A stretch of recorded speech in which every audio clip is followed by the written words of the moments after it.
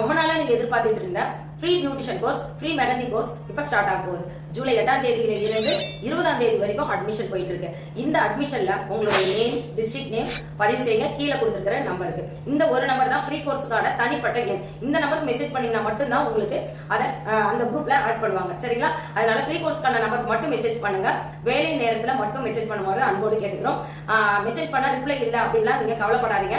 ஏன்னா நீங்க மெசேஜ் பண்ணதுல இருந்து 1 வீக் ஆகும் உங்களை ஆட் ஆக. நீங்க ஆட் பண்ண உடனே எப்படி கிளாஸ் அட்டன் பண்ணணும் எல்லா விஷயங்களும் உங்களுக்கு நாங்க சொல்லி தருவோம்.